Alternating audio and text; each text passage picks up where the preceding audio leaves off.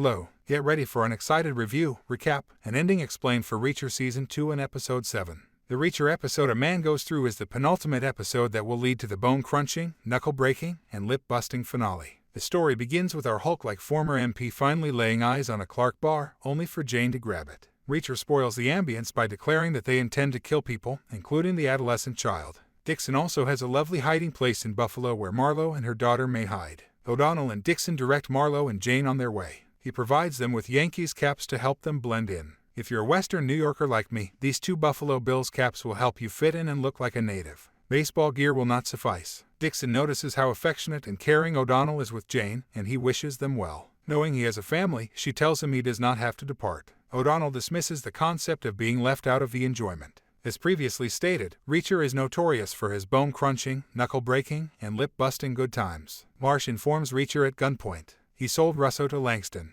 He did so because, as you recall, Russo refused to accept a large sum of money to cover up the murders. He ultimately decides to protect Marlo's daughter, Jane, even though it costs him his life. As we watch Reacher hold Marsh at gunpoint, we see a bag of money, a suitcase, and a revolver on his desk. Jack presents him with an ultimatum. Either turn himself in and spend the rest of his life in prison, or shoot him where he stands. Marsh grabs for the gun, and the former MP kicks the desk, pinning him against the wall. With a tree stump for a leg, Reacher holds him there. He continues to apply pressure. Marsh answers his inquiries. His mission was to alert Langston when Russo went too close. He had no idea about the 650 shoulder-holstered rockets Langston was selling. Marsh also notifies Reacher that Grant is still alive at the hospital. He could respond to Reacher's questions. Marsh then reached for his revolver. Jack fires, delivering a beautiful piece of hot lead to his temple. The not-so-gentle giant takes a roll of hundreds and comically hands it to Neagley to repay her. Why did the Special Investigators disband? The Special Investigations Unit was disbanded after Reacher disobeyed his supervisor's express orders. In this situation, a colonel high up the food chain is attempting to preserve his legacy. That's difficult to keep fresh and shining while allowing a drug smuggling operation to take place right under his nose. Jack informs his commander that he will take the ring down regardless. He informs his squad that anyone who wishes to join him is welcome. Those who do are likely to be discharged or sent to an outpost where they wish they had.